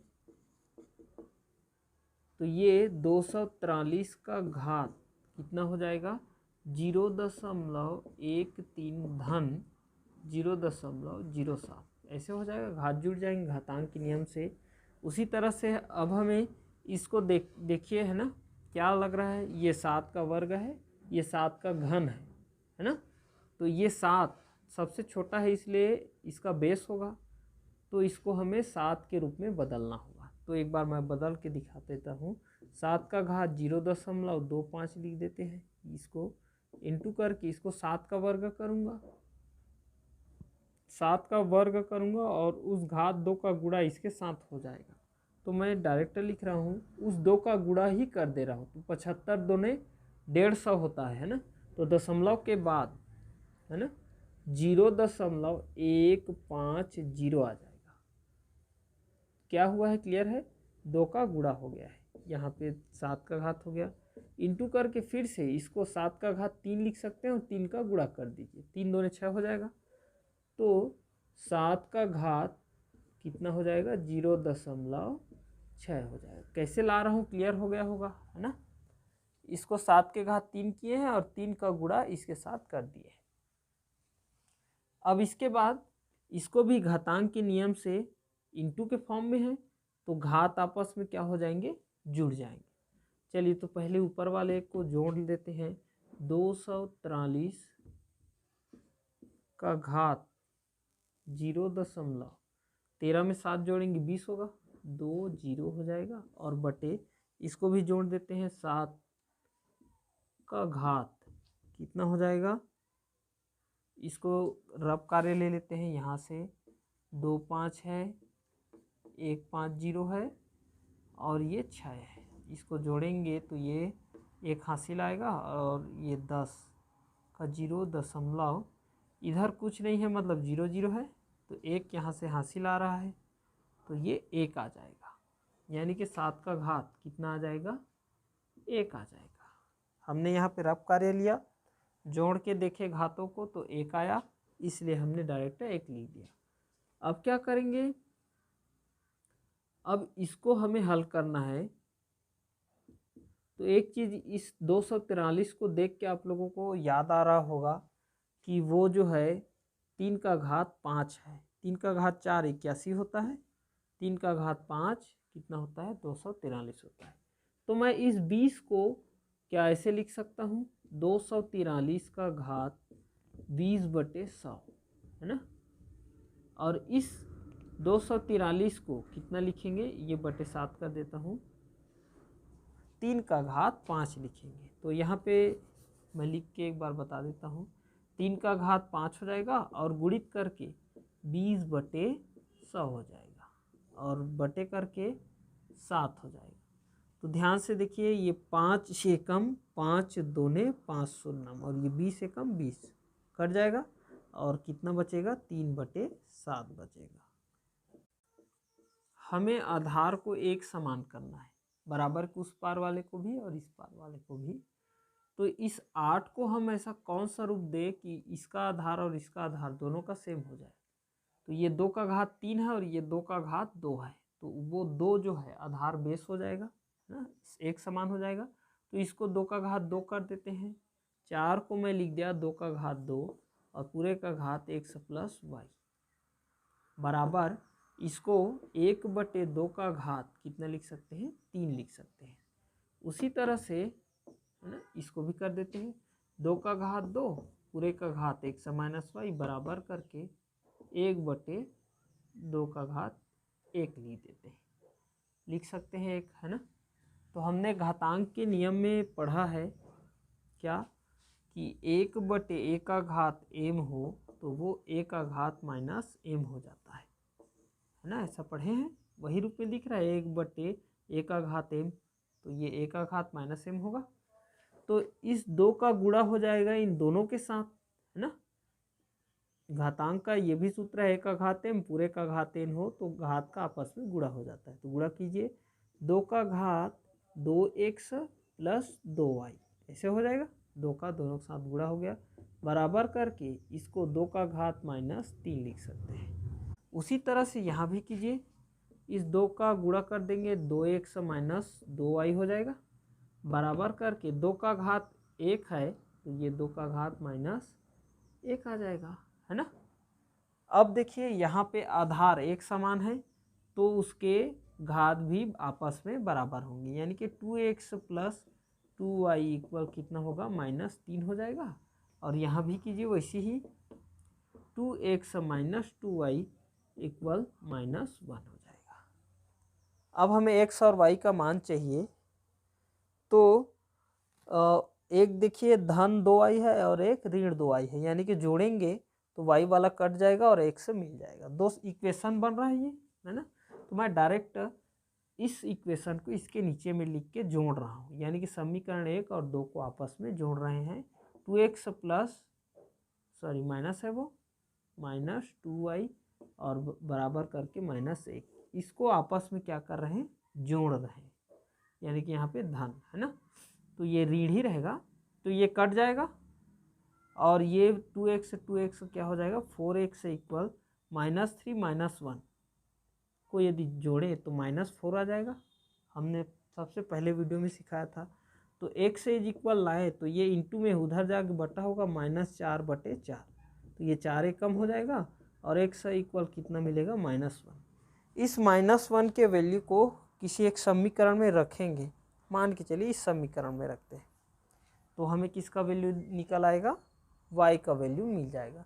या कोई ऑप्शन है जिसमें -1 दिख रहा हो, ये तो दिख रहा है x का वैल्यू -1, इसमें धन 1 है 1/2 है 1/2 है, यानी कि यही सही होगा, है ना। अब यही सही है, ये तो क्लियर हो गया। लेकिन हम एक बार चेक भी कर सकते हैं, तो इस x का वैल्यू इस समीकरण में रख देते हैं। तो ये 2 इंटू x है तो x के बदले -1 कर देंगे और -2y बराबर -1, इसका गुणा होगा तो -2 हो जाएगा। और इस -2 को मैं डायरेक्ट उस तरफ ट्रांसफ़र कर दूं, ये पहले से यहाँ पे -2y है, इस -2 को उधर भेजूँ तो +2 हो जाएगा, तो -1 धन 2 ऐसे आ जाएगा। और इस -2 को चूँकि ये इंटू के रूप में है, उधर जाके क्या होगा, बटे में हो जाएगा। और हमें वैल्यू किसका चाहिए, y का चाहिए। तो ये -1 और धन 2 को हल करेंगे तो 1 आएगा और बटे ये ऋण 2 चला जाएगा, यानी कि y का वैल्यू कितना आएगा, -1/2 आएगा। यही आया, है ना। तो इस तरह से इस तरह के क्वेश्चन को आपको हल करना होगा। अब देखिए अगला क्वेश्चन, यहाँ पे ब्रैकेट में 2 का घात 1/4 -1 है और अगले ब्रैकेट में इस तरह से है। तो इसको हल कैसे करेंगे, आप लोग 10वीं में पढ़े होंगे। इस 2 का घात 1/4 का गुणा इस पूरे के लिए और एक बार -1 का गुणा भी इस पूरे के लिए करेंगे और फिर हल करके देखेंगे तो इनमें से कोई एक हमें मिलेगा, है ना। और इसका कोई दूसरा तरीका नहीं है, ठीक। तो चलिए अब हम लोग हल करते हैं। इस 2 का गुणा इस पूरे के साथ कर दें, डायरेक्ट करते हैं। 2 का घात 1/4 इंटू होगा 2 का घात 3/4, है ना। फिर प्लस चिन्ह है तो प्लस लेंगे और 2 का गुणा इसके साथ करेंगे, 2 का घात 1/4 इंटू 2 का घात 1/2 प्लस कर किसके साथ होगा, 2 के घात 1/4 का गुणा किससे करेंगे, 2 का घात 1/4 से करेंगे, प्लस करके अब 1 से करेंगे, 2 का घात 1/4 गुणित 1। इस तरह से इसका गुणा हमने इसके साथ कर दिया। अब क्या बचा है, -1 का गुणा इसके साथ करेंगे तो 1 का गुणा करेंगे तो वही चीज़ें मिलेगा, है ना, लेकिन ऋण है इसलिए इसके सभी चिन्ह बदल जाएंगे, जो धन है वो ऋण हो जाएगा। तो माइनस करेंगे, डायरेक्ट में लिखते जा रहा हूँ, 2 का घात 3/4 माइनस 2 का घात 1/2 माइनस 2 का घात 1/4 माइनस 1। इस तरह से चिन्ह बदल गए, हमने कंप्लीट गुणा कर लिया है। अब इसको हल करेंगे घातांक के नियम से, तो ये a का घात m इंटू a का घात n, तो घात जुड़ेंगे, 2 का घात 1/4 धन 3/4। देखिए हर एक समान है ना, तो मैं इसको एक बार समझा रहा हूँ फिर डायरेक्ट इन सबको लिखते जाऊँगा। हर एक समान है इसलिए 4 को एक बार लिखेंगे तो ये 2 का घात ये 4 हो जाएगा और 1 धन 3 अंश जो है जुड़ेंगे और ये भी कितना होगा 4 हो जाएगा और 4 और 4 कट के 2 मिलेगा। ठीक, तो प्लस करके इसको भी 2 का घात 1/4 धन 1/2 प्लस करके इसको भी 2 का घात 1/4 धन 1/4 प्लस करके 1 के साथ गुणा है तो वही आएगा, माइनस करेंगे 2 का घात 3/4। इसमें आपको लेट लगेगा क्योंकि मैं उसको एक स्टेप और लिख दिया है ना एक बार फिर से लिख देते हैं, ये 2 का घात 1 आएगा, है ना। अभी देखें हर एक समान है तो 4 लिखेंगे और 1 में 3 जोड़ेंगे तो 4/4, ये लिख दिया मैं एक बार और इसको भी यदि हल करें, इन दोनों में बड़ा 4 है तो एलसीएम लेंगे तो 4 ही आएगा और 4 एक कम 4 और प्लस 2 दूने 4। ठीक, ये तो समझ में आ गया होगा, मैं बेसिक पहले वीडियो में समझाया था, तो इसको मैं डायरेक्ट 3/4 लिख रहा हूँ, क्लियर है। उसी तरह से 2 का घात, इसमें 4 एक समान है तो ये 4 हो जाएगा और 1 और 1 जुड़ के 2 हो जाएगा, 2/4। इसको काट भी दें तो 2 एक कम 2 दूने, तो मैं इसको डायरेक्ट 1/2 लिख रहा हूँ ताकि लंबा ना जाए, है ना। ये 4 इसको भी लिख देते हैं 1, है ना, प्लस करके ये 2 का घात 1/4 माइनस 2 का घात 3/4 माइनस 2 का घात 1/2 माइनस 2 का घात 1/4 माइनस 1। इस तरह से अब जो कटेगा उसको काटते जाएंगे, यहाँ से प्लस 2 का घात 3/4, ये माइनस 2 का घात 3/4 प्लस 2 का घात 1/2 माइनस 2 का घात 1/2 प्लस 2 का घात 1/4 माइनस 2 का घात 1/4। अब 2 ऋण 1 बचा है, 2 ऋण 1 करेंगे तो 1 आएगा, है ना। इसका सही आंसर कितना होगा, 1 आएगा। तो इस तरह से अब देखिए अगला क्वेश्चन, यदि करनी 5x प्लस करनी 3x प्लस 1 बटे उसी का यहाँ पे माइनस है बराबर ना हो तो x का वैल्यू कितना होगा।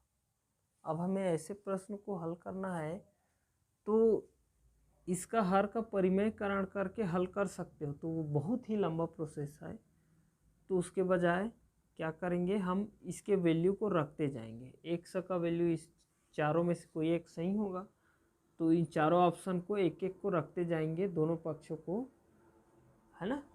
x का वैल्यू यदि रखें और दोनों पक्ष बराबर आ रहा है तो वही x का सही वैल्यू होगा।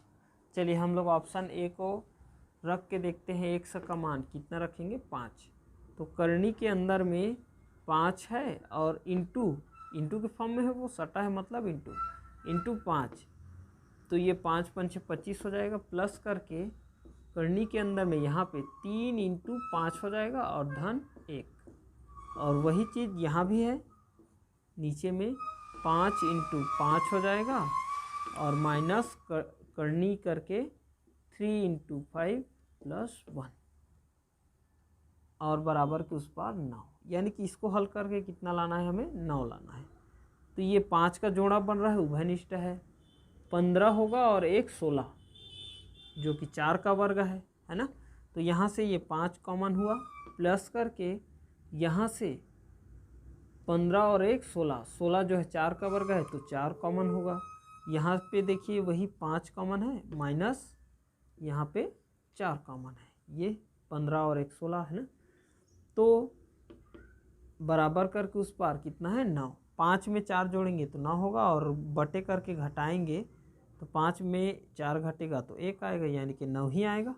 9 बराबर 9, यानी कि दोनों पक्ष बराबर आ रहे हैं, किससे? ऑप्शन ए से। इसका अर्थ क्या हुआ?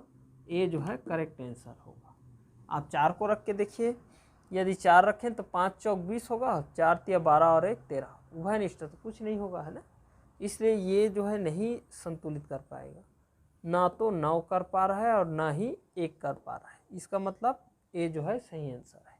अब देखिए नेक्स्ट क्वेश्चन, यदि कर्णी 2x + 2 कर्णी 2y = 3√2 है तथा करके इस तरह से ये दिया है, तब x y का घात 2015 कितना होगा? और ये 4 ऑप्शन है जिसमें से एक सही होगा।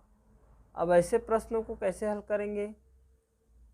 अब यहाँ पे x और y का घात 2015 कितना होगा ये हमें पूछा है, और x का वैल्यू पता नहीं है और ना ही y का वैल्यू पता नहीं है। अब हमें उसे लाना है, तो इन दो समीकरणों को हल करके लाना है। तो यदि हम इसे हल करना बेसिक तरीके से करना स्टार्ट करेंगे तो दोनों को समीकरण लेके हल करेंगे तब बनेगा, है ना। तो उससे बजाय हम लोग इसको संतुलित करने का प्रयास करते हैं, दोनों समीकरण को संतुलित करने का, बराबर के दोनों पक्षों को एक समान लाने का। देखिए बराबर के राइट हैंड साइड में 3 कर्णी 2 है, तो हम ऐसा क्या करें, यहाँ पे इन दोनों को जोड़ दें कि 3 कर्णी 2 हो जाए। अब देखिए 2 कर्णी 2 ये पहले से है, इस 2 कर्णी 2 में 1 कर्णी 2 को जोड़ दें तो ये 3 कर्णी 2 हो जा रहा है। इसका मतलब क्या हुआ कि इस x का वैल्यू यदि मैं 1 ले लूँ तो इसका गुणा इससे करूँ तो 1 यही आएगा, y का वैल्यू यदि 1 ले लूँ तो इसका गुणा इससे करूँ तो भी 2 कर्णी 2 ही वही आएगा, है ना। तो इस कारण से हम x का वैल्यू मान के चलिए 1 रखते हैं और y का वैल्यू भी 1 रखते हैं, तो यहाँ पे ये संतुलित हो रहा है। लेकिन वही चीज़ यहाँ भी होना चाहिए, इसके राइट हैंड साइड में कर्णी 3 है ना। अब यहाँ पर भी मैं यदि x का वैल्यू 1 लूँ और y का वैल्यू 1 लूँ तो गुणा करूँगा तो वही मिलेगा, है ना। क्या मिलेगा? 5 कर्णी 3 माइनस 4 कर्णी 3, तो 5 कर्णी 3 में 4 कर्णी 3 को घटाएंगे तो 1 कर्णी 3 बचेगा, उस एक को लिखा नहीं जाता, यानी कि कर्णी 3 ही बचेगा। इसका अर्थ क्या हुआ कि x का वैल्यू कितना ले रहे हैं 1 और y का वैल्यू 1 ले रहे हैं, तो जो है बराबर के दोनों पक्ष आपस में बराबर हो जा रहे हैं दोनों समीकरण के, है ना। इसका मतलब ये हुआ कि इसको 1 लेना सही है। तब क्या करेंगे हम, x × y यानी कि 1 गुणित 1, x का मान रख रहे हैं, है ना। तो 1 गुणित 1 का घात कितना लेंगे 2015, तो 1 एकम 1 ही होगा, और 1 का घात 2015 यानी कि 1 का कितने बार गुणा करेंगे 2015 बार, तो 1 का आप जितने बार भी गुणा कीजिए, है ना, 1 ही आता है क्या उसका आंसर, है ना। इसका अर्थ क्या हुआ, ऑप्शन बी जो है करेक्ट आंसर होगा। ये समझ गए होंगे। अब हम लोग जो पिछले वीडियो में होमवर्क दिया था, प्रैक्टिस सेट था, उसको हल करेंगे। सबसे पहले जो पहला क्वेश्चन है उसको देख लेते हैं। इस तरह से दशमलव में दिया था जिसको हमें जोड़ना था, है ना। जोड़ना है तो दशमलव की सीध में दशमलव लिखना मैं एक बार बताया था, है ना, और इन सबको आपस में जोड़ देना है। तो ये 5 के सीध में 5 ही आएगा, 5 और 2 ये 7 हो जाएगा, और 5 और 2 फिर से 7 हो जाएगा, 5 2 7 2 9, ये 9 हो गया। इसको ऐड कर दीजिए, 7 हो गया, 9 हो गया और 6 15, हासिल कितना है 1 है, ये 3 हो जाएगा, 3 और 2 5 और 6 11, है ना। 11 का 1 लेंगे फिर से हासिल 1 आ जाएगा, 2 और 1 3 और 6 9, और ये 6 में 2 जोड़ देंगे तो ये 8 होगा और ये 6। इस तरह से इसका आंसर निकल आएगा। पहला क्वेश्चन का आंसर इतना निकलेगा, उसमें ऑप्शन में दिया होगा इतना। अब देखिए दूसरा क्वेश्चन में हमें माइनस करने के लिए बोला गया था, तो घटाना है तो 8 के ऊपर में कुछ नहीं है तो 0 ले सकते हैं, और ये इससे 1 उधार लेगा क्योंकि 8 से 0 छोटा है तो वो 10 हो जाएगा, और 10 में से 8 जाएगा तो ये 2 है ना। ये 0 हो जाएगा तो ये 1 उधार लेगा तो ये 10 हो जाएगा, और 10 में से 7 जाएगा तो ये 3, ये 5 हो गया, फिर से उधार लेगा, ये जो है 15 हो जाएगा, 15 में से 6 जाएगा तो 9, और यहाँ पे ये 9 हो जाएगा क्योंकि ये 1 उधार लिया था इससे और ये 1 उधार दे दिया है उसको, तो ये 9 में 9 जाएगा तो 0 हो जाएगा, और दशमलव ये 3 1 हासिल दे दिया है तो 2 हो गया है वो। अब ये 1 इससे हासिल लेगा तो वो 12 हो जाएगा, और 12 में से 9 जाएगा तो ये 3 आएगा, और ये 5 हो गया है, 5 में से 1 जाएगा तो ये 4 होगा। इस तरह से ऑप्शन में दिया होगा दूसरा का।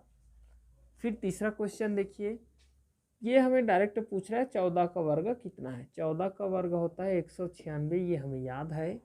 दशमलव के बाद 3 अंक, दशमलव के बाद 3 अंक, 3 और 3 6 अंक, यानी कि आंसर जो है दशमलव के बाद 6 अंक होना चाहिए।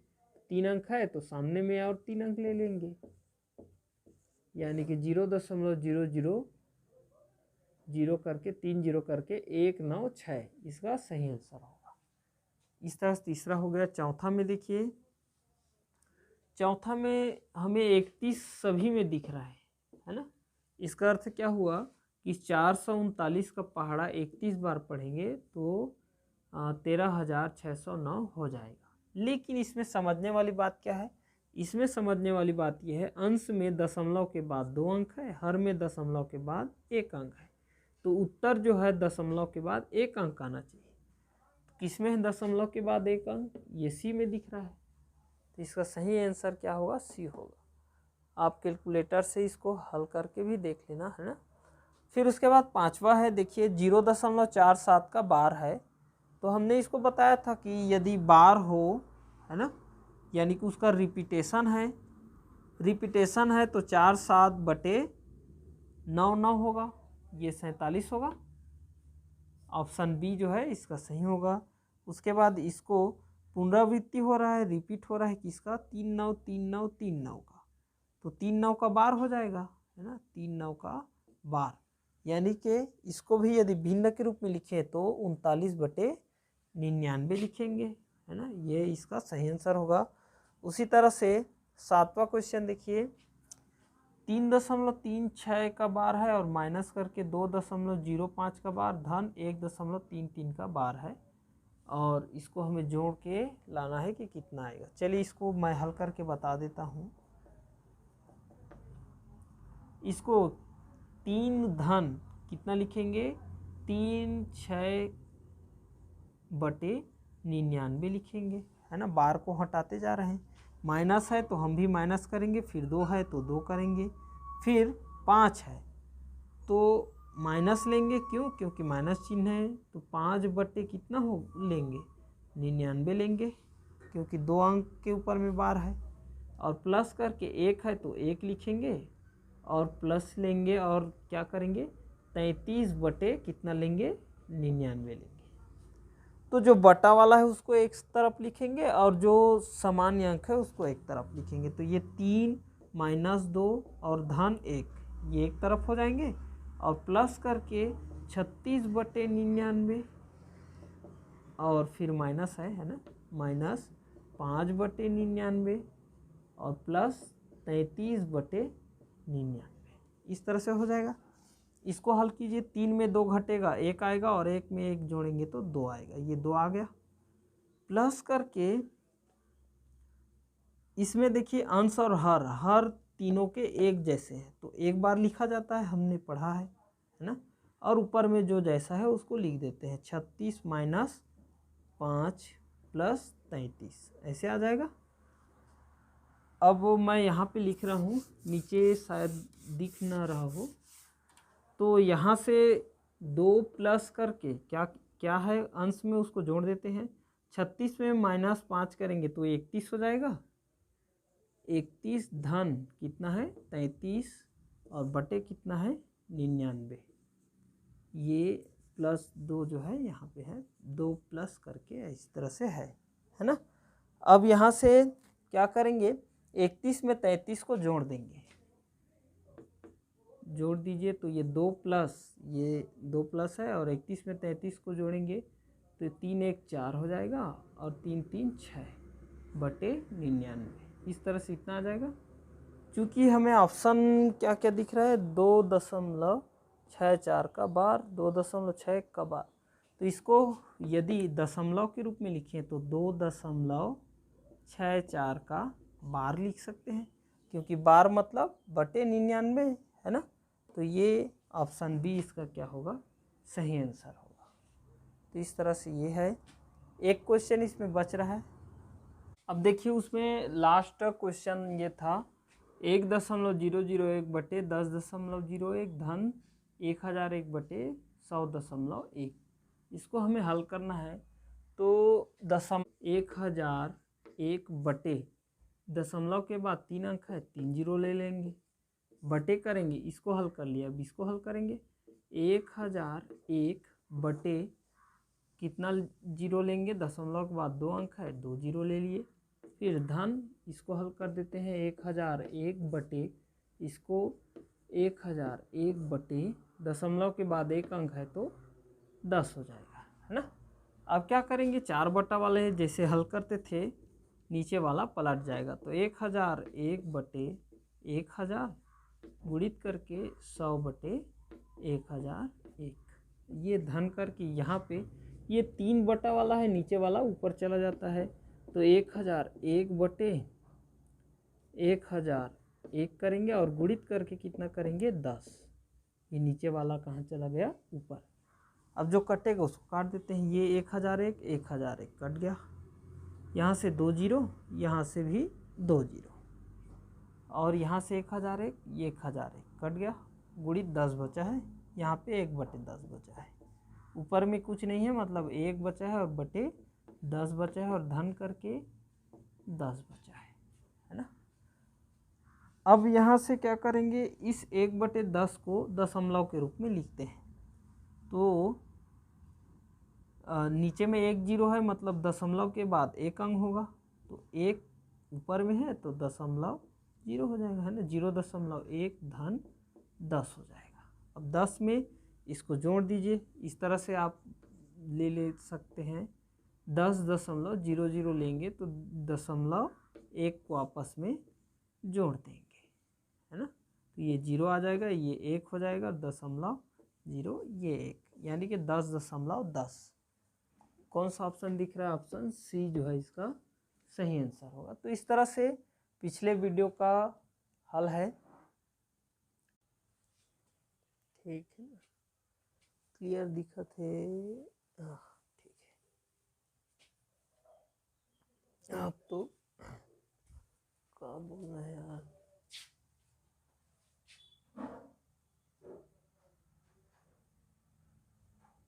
ठीक है ना। अगला अध्याय का रही घातन करने के बाद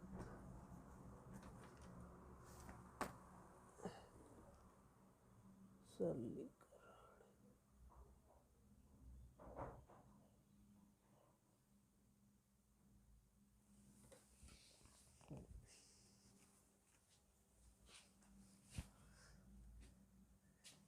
चलिए स्टूडेंट, अब घातांक एवं करणीय अध्याय का प्रैक्टिस सेट है ना। पहला क्वेश्चन दिख रहा है हमें इस तरह से, आप यहाँ पे किसका वर्ग है ये देखना, और यहाँ पे ये किसका घन है, फिर बटे में 10 का घात 3 है, ठीक। फिर हल करना, इनमें से कोई एक जो है सही आंसर आएगा।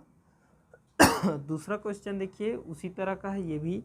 तीसरा क्वेश्चन में 0.00000 5 बार 0 है, फिर 6 7 2 3 को जब वैज्ञानिक रूप में दर्शाते हैं तो उसका मान कितना आएगा।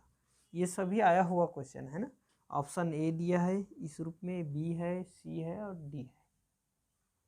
फिर चौथा क्वेश्चन देखिए, 17 के घात 100 के यदि इसको हल करें, 17 के घात 100 को यानी कि 17 का कितने बार गुणा करें, 100 बार, तो उसके अंतिम में 3 अंक होंगे, यानी कि लास्ट के 3 अंक क्या आएंगे। ऑप्शन ए 3 जीरो होगा, बी 001 होगा, सी 625 होगा, डी 376 होगा। इकाई अंक ज्ञात करने जैसा है।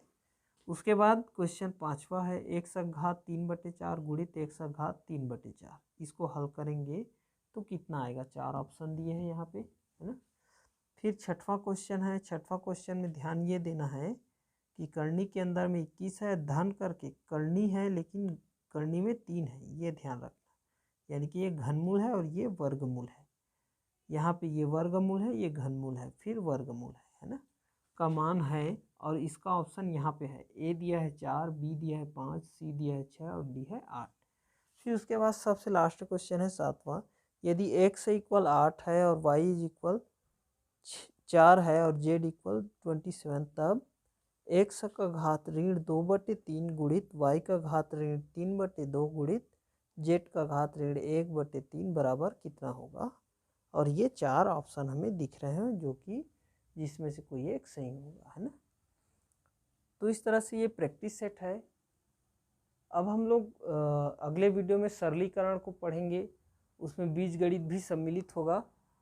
मिलते हैं नेक्स्ट वीडियो में।